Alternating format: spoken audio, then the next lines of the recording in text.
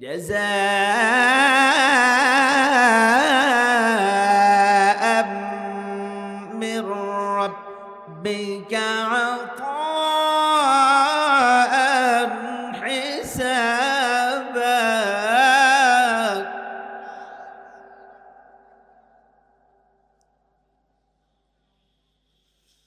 رب السماوات والأرض وما بينهما الرحمن لا يملكون منه خطابا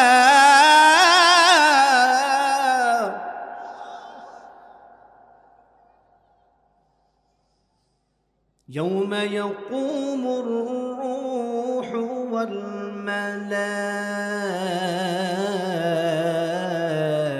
والملائكة صفا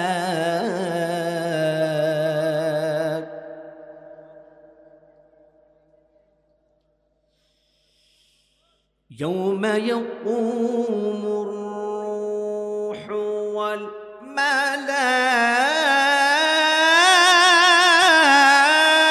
والملائكة صفا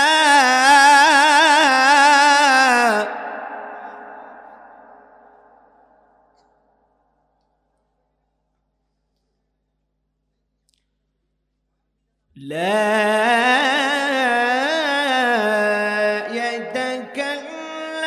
يتكلمون إلا من أذن له الرحمن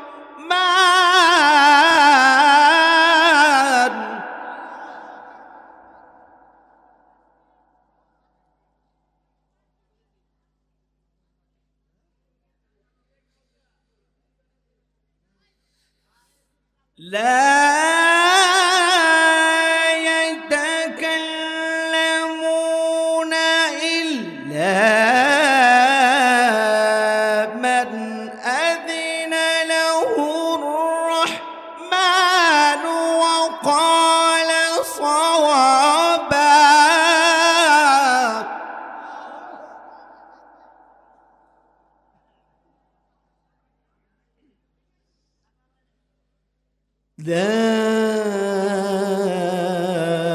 ذلك اليوم الحق فمن شاء اتخذ إلى ربه مآبا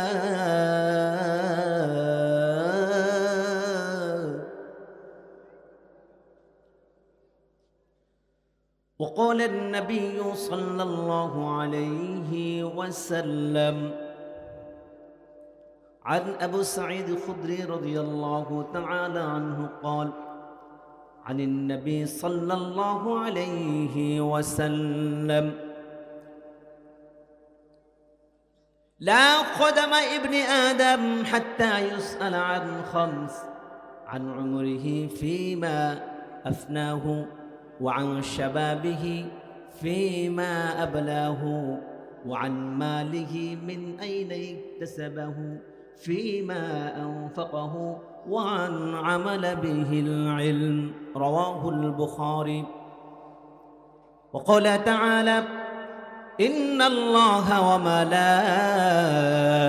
وملائكته يصلون على النبي يا أيها الذين آمنوا صلوا عليه وسلموا تسليما درود شريف পড়ি اللهم صل على محمد وعلى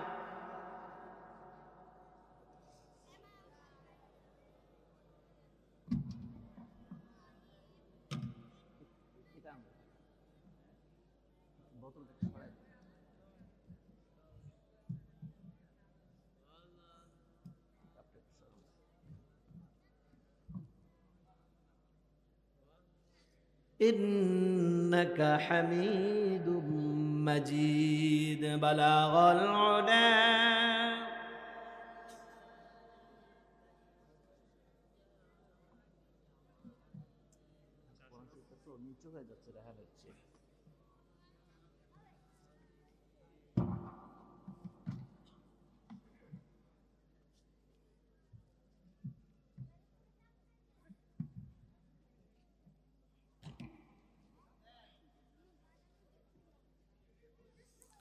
محبت پوری بلغ العلا بكماله كشف الدجى بجماله حسنت جميع خصاله صلوا عليه وآله بلغ العلا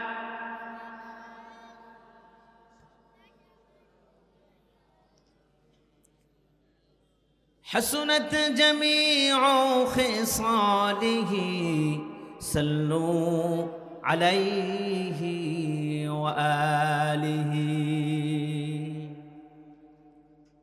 পৃথিবীর হাজারো কাজের ভিড়ে একামাতে দিনে এ কাজ যেন আমার কাছে সবচেয়ে প্রিয় হয় আর কোনো বাসনা নেই তো আমার কবুল করো তুমি হে দয়াময় আর কোনো বাসনা নেই তো আমার কবুল করো তুমি হে দয়াময় পৃথিবীর হাজারো কাজের ভিড়ে একামাতে দিনের এ কাজ যেন আমার কাছে সবচেয়ে প্রিয় হয়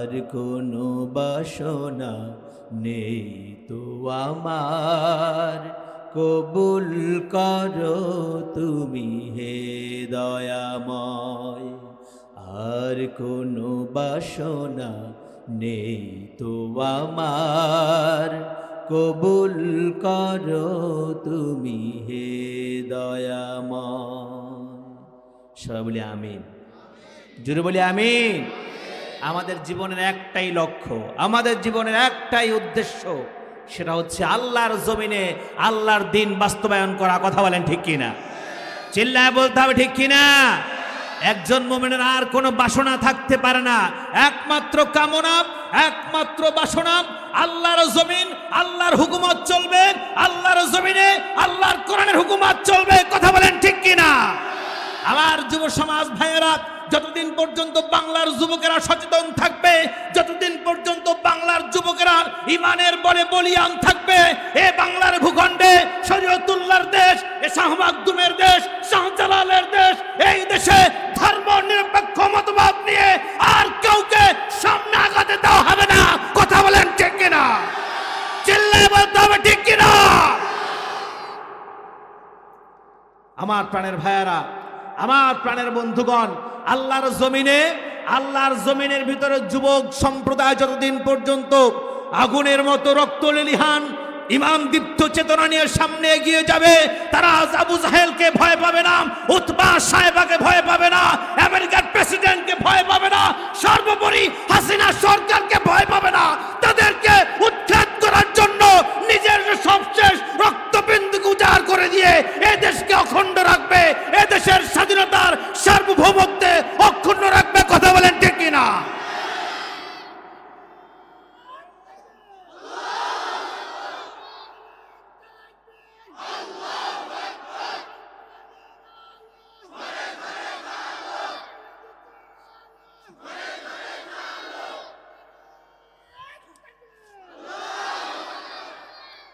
আমরা সচেতন আছি তো নাকি সবাইকে সচেতন থাকতে হবে।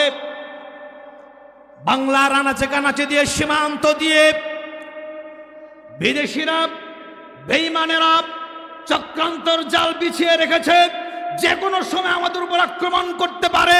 সুতরাং আমার দেশের যুব সমাজ যেমনি ভাবে 5 আগস্টের গণ অভ্যুত্থানের মাধ্যমে স্বৈর শাসককে বিতাড়িত করে, স্বৈর সরকারকে বিতাড়িত করে নতুন একটি স্বাধীন সার্বভৌমত্ব দেশ এ বাংলার জনগণকে উপহার দিয়েছে, ঠিক তদ্রূপ ভাবে আমার যুবকেরা যদি সচেতন থাকে, জনগণ যদি সচেতন থাকে, আর কোন স্বৈরাচার এ মাটিতে শিকড় গাড়তে পারবে না। কথা বলেন ঠিক কিনা?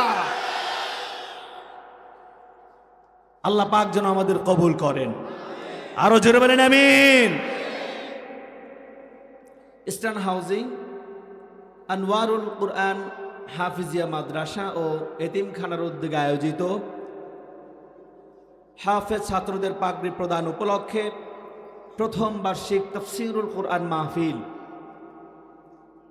আজকের মাহফিলের সম্মানিত শ্রদ্ধাভাজন সভাপতি, সর্বজন শ্রদ্ধেয় ব্যক্তিত্ব দেওয়ান মোহাম্মদ আলহাজ আব্দুল ওয়াহাব মেম্বার সাহেব, সভাপতি আল ইসলাম জামে মসজিদ ও প্রধান উপদেষ্টা অত্র মাদ্রাসা, আল্লাহ পাক আমার ভাইকে দিনের জন্য কবুল করেন। আরো জোরে বলেন আমিন। আজকের মাহফিলের সম্মানিত প্রধান অতিথি জনাব দেওয়ান মোহাম্মদ মঈনুদ্দিন বিপ্লব, সাবেক ভাইস চেয়ারম্যান সাভার উপজেলা, আমার ভাইকেও দিনের জন্য আল্লাহ পাক কবুল করুন। আজকের মাহফিলের বিশেষ অতিথিবৃন্দ, আমন্ত্রিত অতিথিবৃন্দ, ওলামায়ে কেরাম বৃন্দ, ইতিপূর্বে অত্যন্ত যুগ উপযোগী তথ্য নির্ভর চমৎকার আলোচনা করেছেন মুফতি আনিসুর রহমান হামিদি সাহেব এবং মুফতি কাউসারুল আলম আনসারি সাহেব। হযরতের জন্য দোয়া করে আল্লাহ পাক তাদের হায়াতকে দীর্ঘায়ু দান করে দিন। সকলে বলছি আমিন। তাদের কণ্ঠকে আল্লাহ পাক বিশ্ববাসী সকলের নিকট পৌঁছানোর তৌফিক দান করেন। সম্মানিত আমার প্রাণের ভাইয়েরা, প্রিয় মুসল্লিয়ানে কিরাম, আজকে বিষয় দেওয়া হয়েছে ইসলামে যুব সমাজের ভূমিকা। আলহামদুলিল্লাহ বলেন। আমি মনে করি বাংলার জমিনে যত ওয়াজ হয়, যত তাফসীর হয়, সবটুকুন ওয়াজ আর সবটুকুন তাফসীর আমার যুবক ভাইদেরকে উদ্দেশ্যে করা উচিত। ঠিক কিনা বলেন? জোরে বলতে হবে ঠিক কিনা? কেননা আমি বিশ্বাস করি একটা অঞ্চলের যুব সমাজ যদি ভালো হয়ে যায়, একটা সমাজের যুব সমাজ যদি আদর্শিক হয়ে যায়, একটা এলাকার যুব সমাজ যদি নেক কাজে লিপ্ত হয়ে যায়, ওই এলাকার ভিতরে কোনো দুর্নীতি আর অত্যাচার হতে পারে না। কথা বলেন ঠিক কিনা? যার প্রমাণ আপনারা পেয়েছেন 5 আগস্টের গণ অভ্যুত্থানের মাধ্যমে। কথা বলেন ঠিক কিনা? জোরে বলেন ঠিক কিনা? আমার প্রাণের ভাইয়েরা, এই যে বৈষম্য বিরোধী আন্দোলন, কোটা আন্দোলন হলো, এটা কি বুড়োরা করেছে না যুবকেরা করেছে? চিল্লা বলবেন কারা করেছে? যুবকেরা আন্দোলন করেছে, যুবকেরা রক্ত দিয়েছে, যুবকেরা জীবন দিয়েছে, আপামর জনতা তাদেরকে সহযোগিতা করেছে।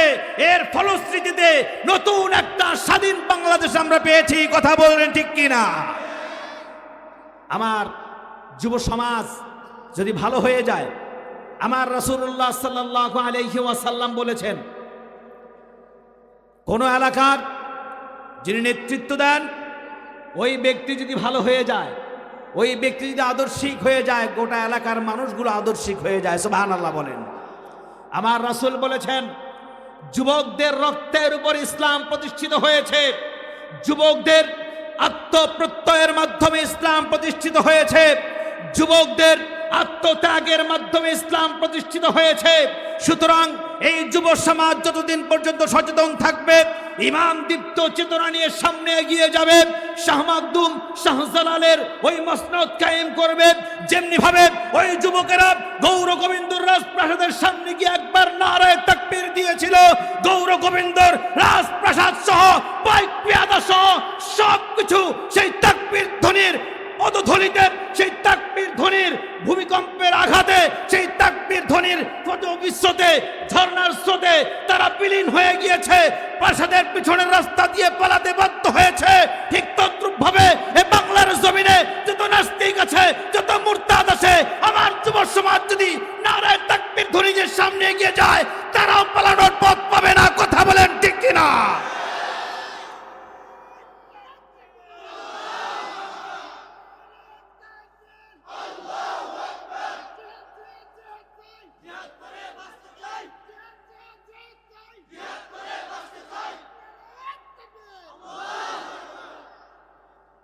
وقاتلون فيقتلون وقاتلوا في سبيل الله فيقتلون ويقتلون। আল্লাহ পাক বলেছেন তোমরা আল্লাহর রাস্তায় কতল করো, জিহাদ করো। ফায়াকতুলুনা ওয়া ইউকতালুন, তাদের সাথে জিহাদ করো যারা তোমাদেরকে মারতে আসে, যারা তোমাদেরকে হত্যা করতে আসে, তোমরা তাদের বিপক্ষে জিহাদ করো, হত্যাযজ্ঞ চালাও। কোরআনে ইসলামে কোথাও বলা হয় নাই নিরস্ত্র মানুষদেরকে মারো, কোথাও বলা হয় নাই বোমা মেরে আর ছুরি দিয়ে, লাঠি দিয়ে আর বন্দুক দিয়ে ইসলাম কায়েম করো। কোথায় কি বলা হয়েছে? জোরে বলবেন। কোথাও বলা হয় নাই।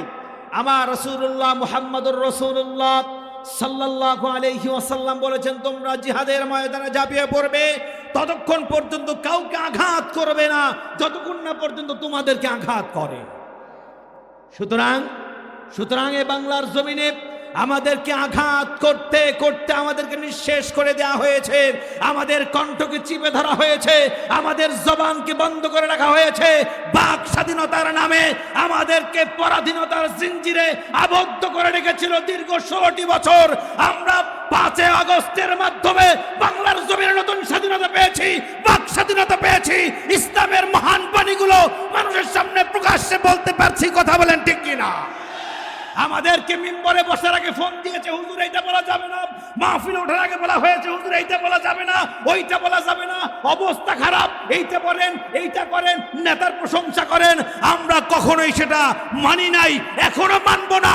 কোরআনের কথাগুলোকে উচ্ছ্বসিত কণ্ঠে আমরা মুক্ত বাতাসে ছড়িয়ে দিব, প্রত্যেকের কানে কোহরে পৌঁছে দিব, প্রত্যেক দেশ দেশান্তরে পৌঁছায় দিব।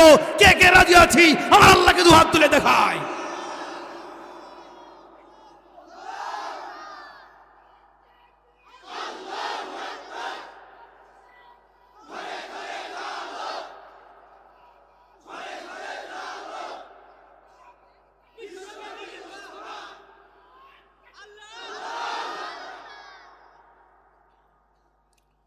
আমার প্রাণের বন্ধুগণ,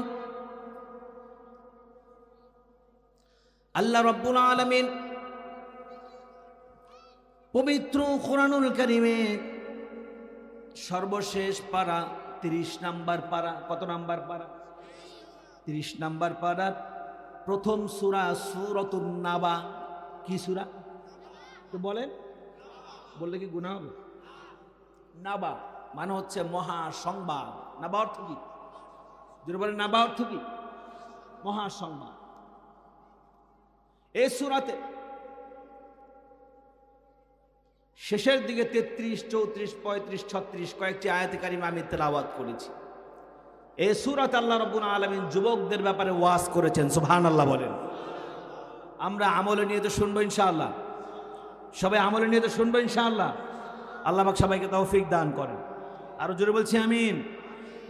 আসুন কোরআনুল কারীম থেকে আমরা সরাসরি শুরু করি। আউযু বিল্লাহি মিনাশ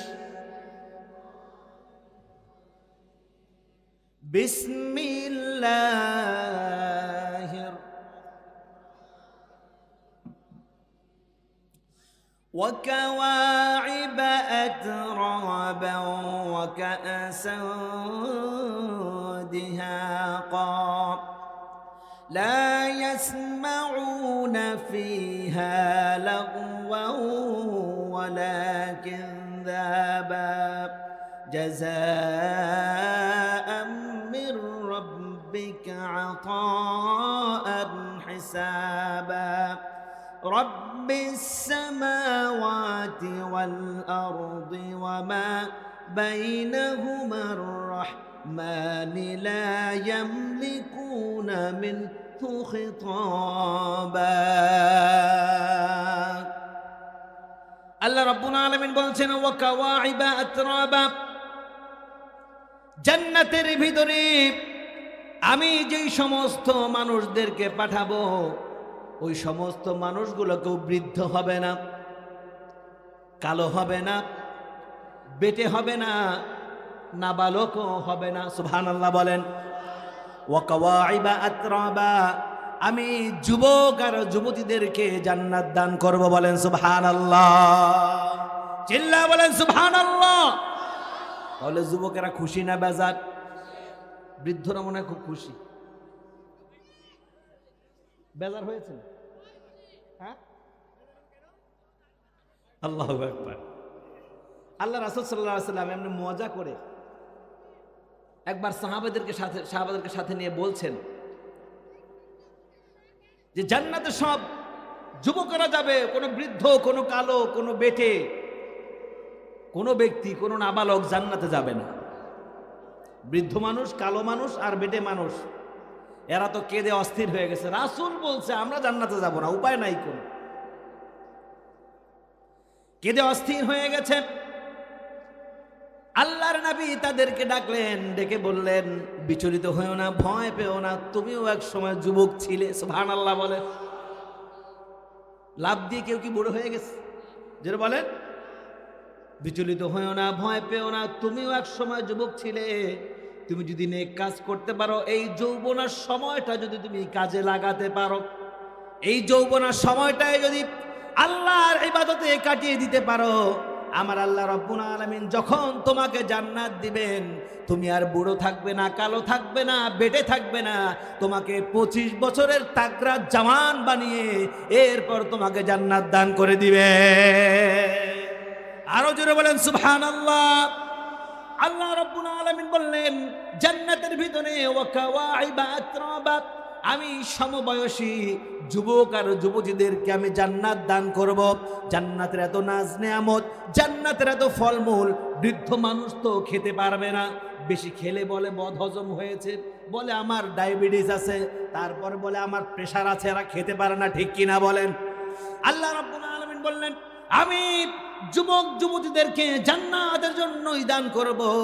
ওই জান্নাতের ভিতরে যত নাজ নেয়ামত আছে আমি আল্লাহ রাব্বুল আলামিন তাদের জন্য সেগুলো রেখে দিয়েছি। এগুলো খাবে, ঢেকুর দিবে, শেষ হয়ে যাবে, শুধু আবার খাবে, খাবেই খাবে, খাবার কখনো শেষ হবে না।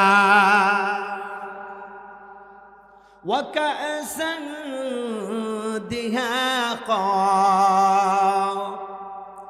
আর জান্নাতের ভিতরে এই যুবকেরা যখন প্রবেশ করবে, সুবহানাল্লাহ বলেন, এই জান্নাতের ভিতরে যখন যুবকেরা প্রবেশ করবে, প্রবেশ করার সময় উচ্চশিষ্ট পান পাত্র নিয়ে আল্লাহর তৈরি হুলগের মানেরা, সুবহানাল্লাহ বলেন, আল্লাহর তৈরি হুরেরা পান পাত্র নিয়ে ওই যুবকদের সেবা করার জন্য দাঁড়িয়ে যাবে।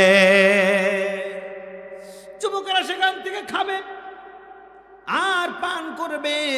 খেতে খেতে ওই পান পাত্র, ওই প্লেট শুদ্ধ যুবকরা সব খেয়ে ফেলবে। সুবহানাল্লাহ বলবেন না? প্লেট শুদ্ধ খেয়ে ফেলবে, বাটি শুদ্ধ খেয়ে ফেলবে। লা ইয়াসমাউনা ফিহা লাগওয়াও ওয়ালা কিযাবা, আমি যুবকদেরকে এমন জান্নাত দান করব যেখানে কোনো ফাহেসা কথা তারা শুনবে না, কোনো মিথ্যে কথা তারা শুনবে না, কোনো অপ্রয়োজনীয় শব্দ তারা শুনবে না। হুরগের মানের নিত্য তারা দেখবে, তাদের কণ্ঠে আল্লাহর গানগুলো তারা শুনতে থাকবে, বলেন সুবহানাল্লাহ। জাযাআম মির রাব্বিকা আতাআন হিসাবা, আল্লাহ রাব্বুল আলামিন পুরস্কার হিসেবে তাদের কাজের বিনিময়ে আল্লাহ রাব্বুল আলামিন এমন পরিবেশ তাদেরকে দান করে দিবে, বলেন সুবহানাল্লাহ।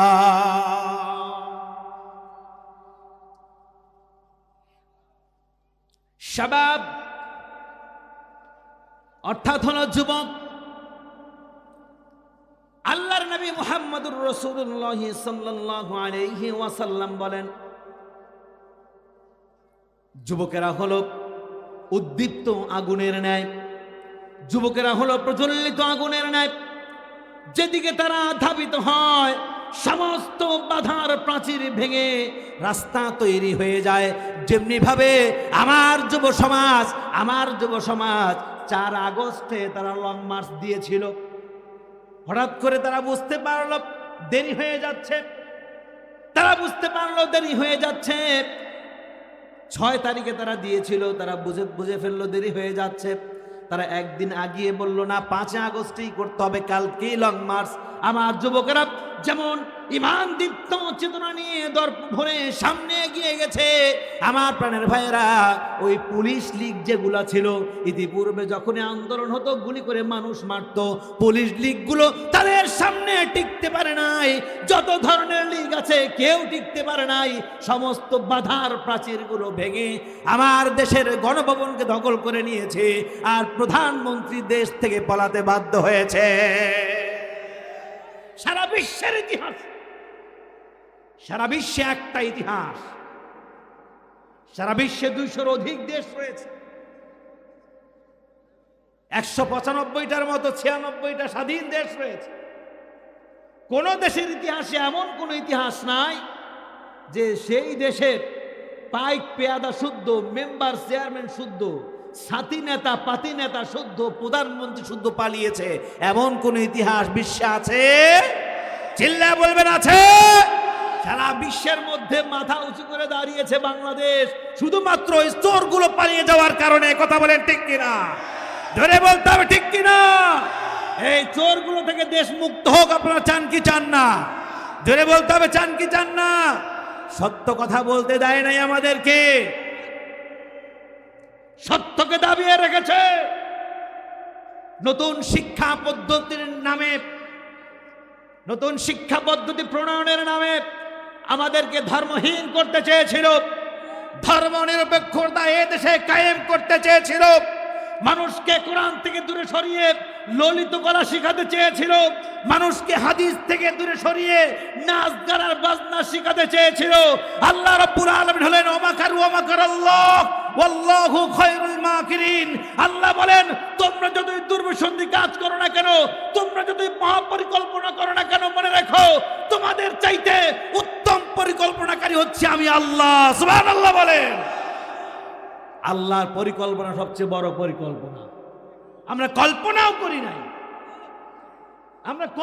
করি নাই, হঠাৎ করে প্রধানমন্ত্রী পালিয়ে যাবে, ঠিক কিনা? কোন আমরা বারবার সতর্ক করেছিলাম, ওয়াজ মাহফিলের মাধ্যমে সতর্ক করেছিলাম, মসজিদের মিম্বর থেকে আমরা সতর্ক করেছিলাম।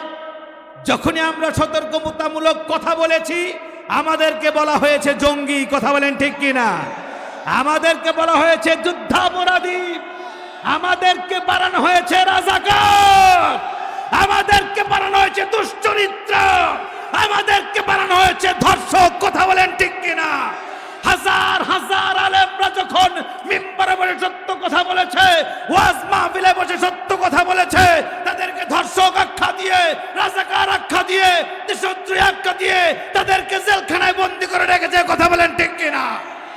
আমার প্রাণের ভাইয়েরা, জলযন্ত্র প্রমাণ হচ্ছে যেই ব্যক্তিটি 53টি বছর এই কোরআনুল কারীমের খেদমত করেছেন, সারা বিশ্বে কোরআনের তাফসীর পৌঁছে দিয়েছেন, আল্লামা দেলোয়ার হোসেন সাঈদী রহমাতুল্লাহি আলাইহিকে 13টি বছর তারা জালেমের কারাগারে বন্দী করে রেখেছে। কথা বলেন ঠিক কিনা?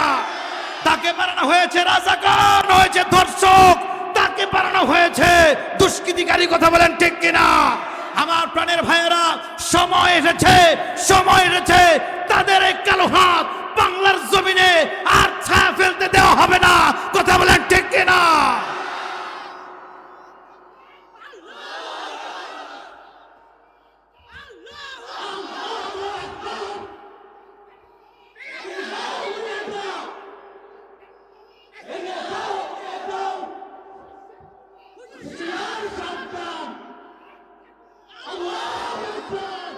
সুতরাং আমার প্রাণের ভাইয়ারা, আমার প্রাণের বন্ধুগণ, আল্লাহর নবী মুহাম্মদুর রাসূলুল্লাহ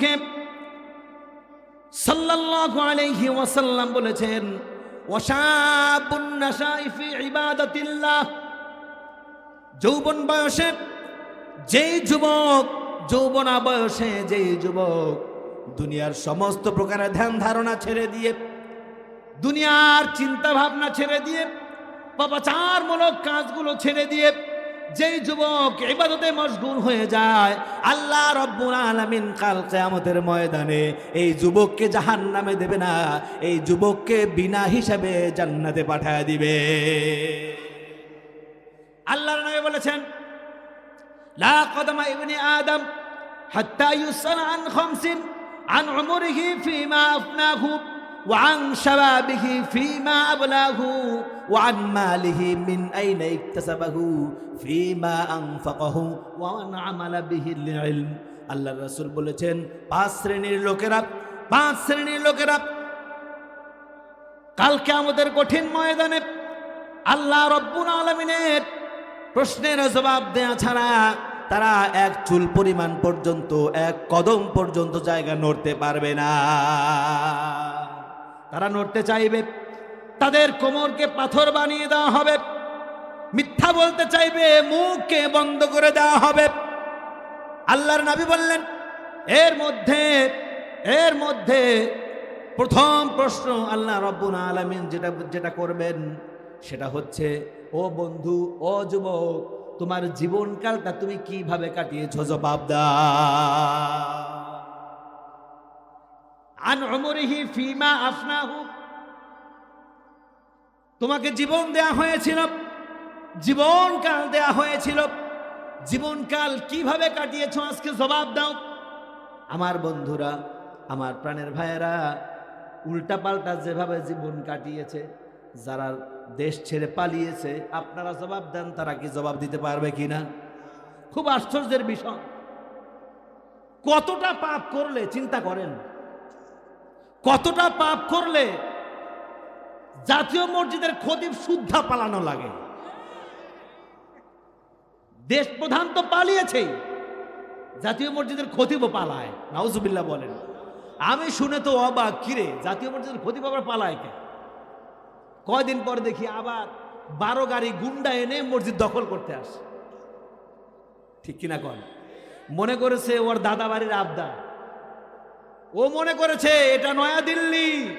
মনে রাখতে হবে, এটা নয়াদিল্লি নয়, এটা মস্কো নয়, এটা বাংলার জমিন। বাংলার যুবকেরা খেপে গেলে কোন স্বৈরাচার স্থান বাংলার জমিনে হয় না। কথা বলে ঠিক কিনা? সুতরাং আমরা ইমান দীপ্ত চেতনা যতদিন পর্যন্ত আগলে রাখবো, আমাদের কি কেউ পরাভূত করতে পারবে না।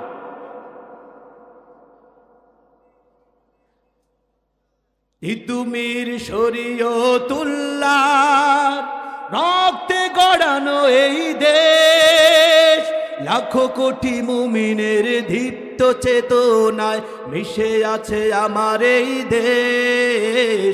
তিতুমির শরীয়তুল্লাহ রক্তে গড়ানো এই দেশ, লাখো কোটি মুমিনের রক্তে মিশে আছে আমার এই বাংলাদেশ। এই দেশটাকে তাই হতে দেব না বর্গীর হতে কোনো পণ্য। বাংলাদেশের মাটিতে জন্ম নিয়ে ধন্য হলাম চিরধন্য। ঠিক কিনা বলেন? বাংলাদেশের মাটিতে জন্ম নিয়ে ধন্য হলাম চিরধন্য। ঠিক কিনা বলেন? আমার প্রাণের ভাইয়েরা, আমার প্রাণের বন্ধুগণ, কালো ছায়া পড়েছে বাংলাদেশের উপরে। আমার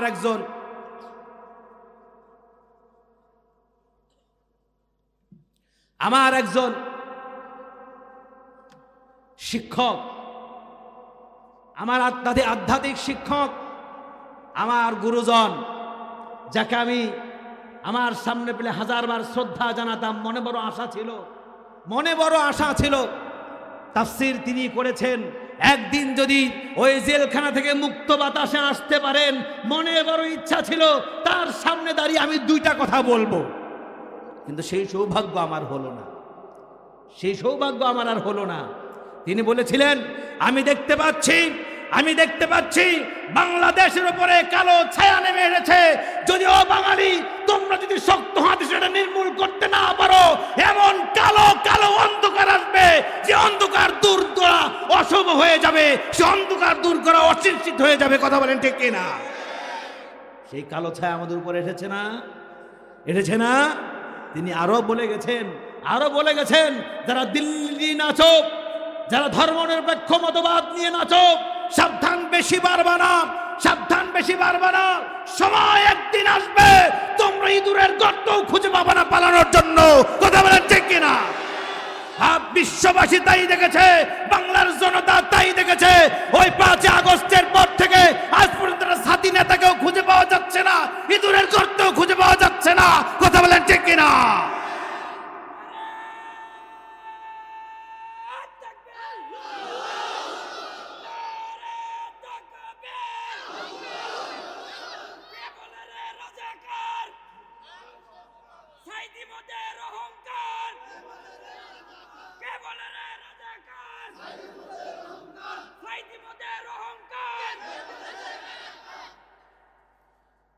আমার যুবক বন্ধুরা,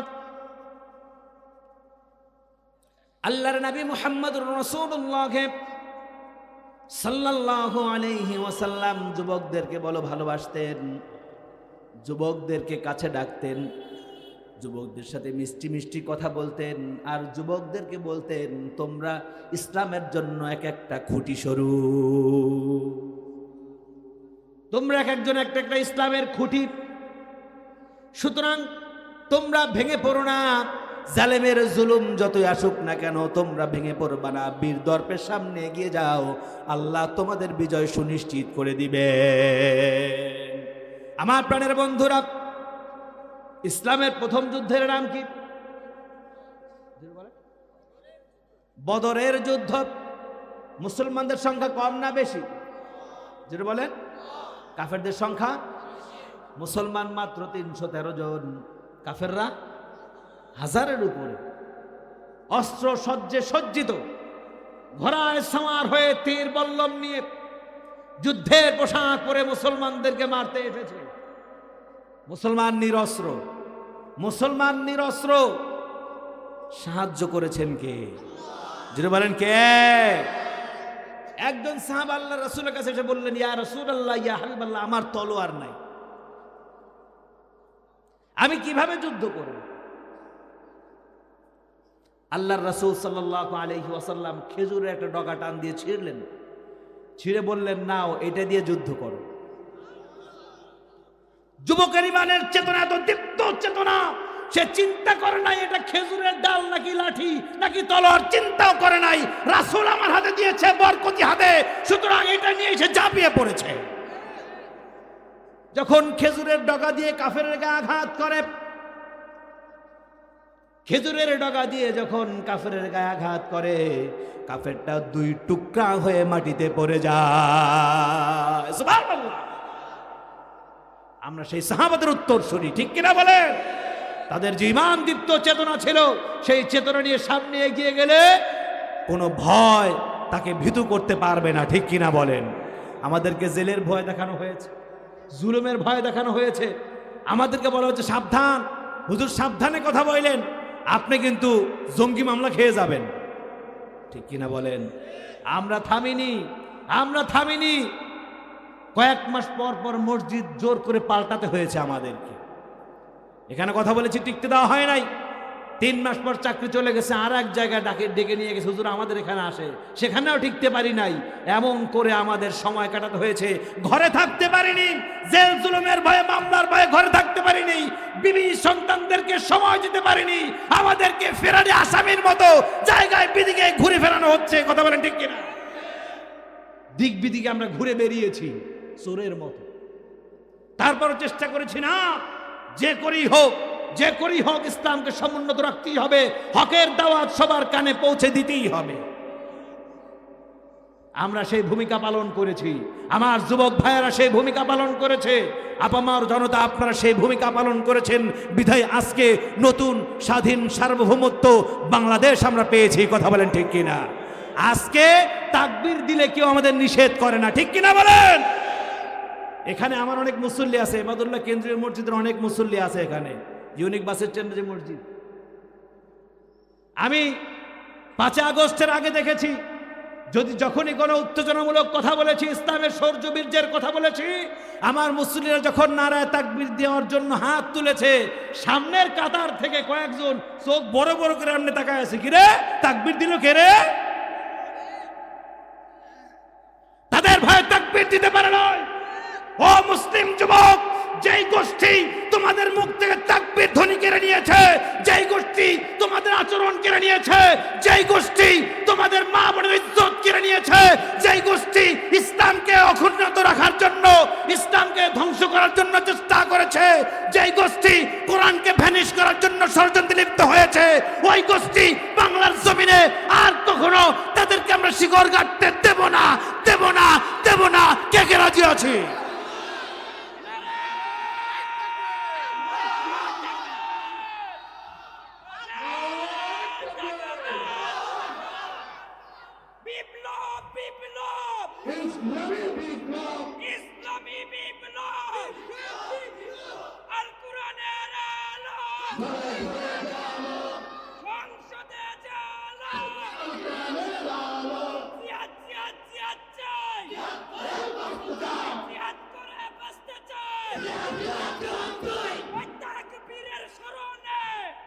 ভয় করি না মরণে, তাকবীরের শরণে,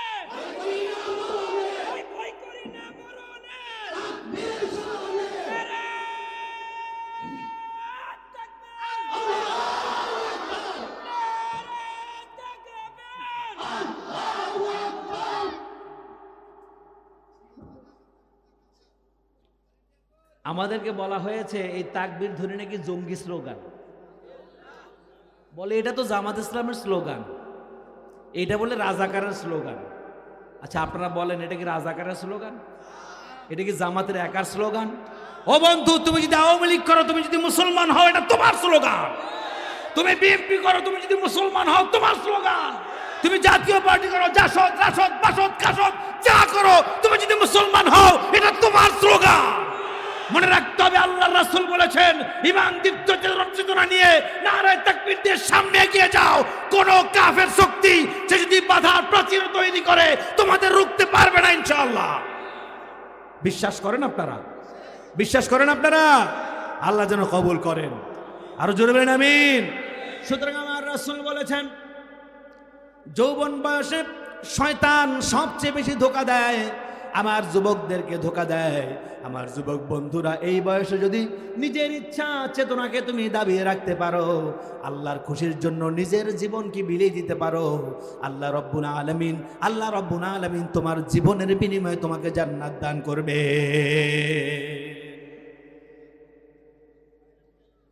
ইন্নাল্লাহা আশতারা মিনাল মুমিনিনা আনফুসাহুম ওয়া আমওয়ালাহুম বিআন্না লাহুমুল জান্নাহ। আল্লাহ পাক বলেছেন, মুমিনের জান এবং মুমিনের মাল আল্লাহ পাক জান্নাতের বিনিময়ে কিনে নিয়েছেন। কিসের বিনিময়? কি কি কিনেছেন? জান, জান, জোরে বলেন, জান এবং মাল। কিন্তু এই মাল খরচ করতে চায় না মানুষ,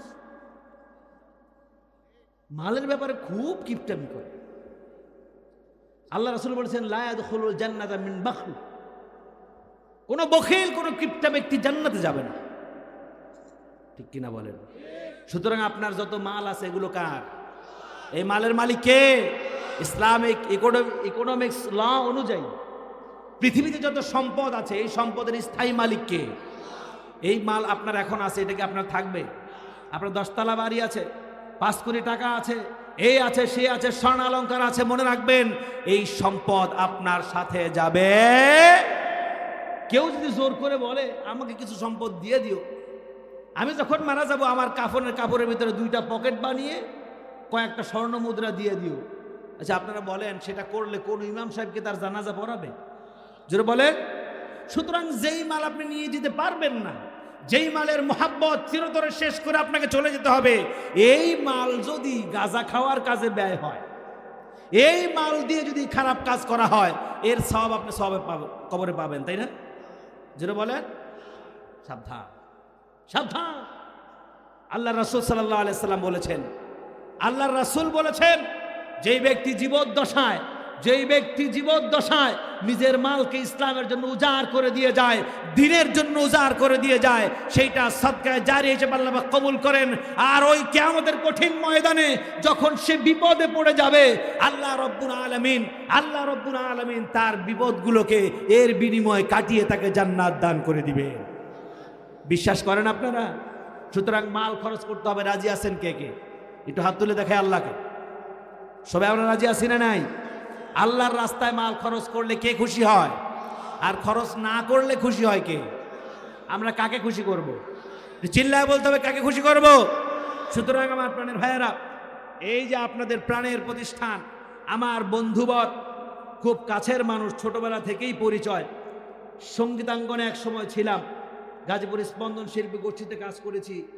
এই আপনাদের যেই খতিব হাফেজ মাওলানা মুফতি আনোয়ার হোসেন আনসারী, তিনিও একসময় সঙ্গীত জগতে ছিলেন, সারা বাংলাদেশে জাতীয় পুরস্কারও পেয়েছেন। আলহামদুলিল্লাহ বলেন, জুরবেন আলহামদুলিল্লাহ।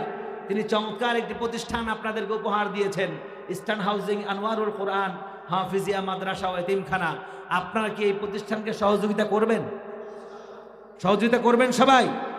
সুতরাং প্রাণের ভাইয়েরা, আমি সকলের কাছে উদার্থ আহ্বান জানাবো। আমি শুনেছি এখানে এলিট পার্সন ব্যক্তি রয়েছেন, এখানে যেই সমস্ত ভাইয়েরা রয়েছেন দানবের ব্যক্তি রয়েছেন, এখানে দানশীল ব্যক্তি রয়েছেন।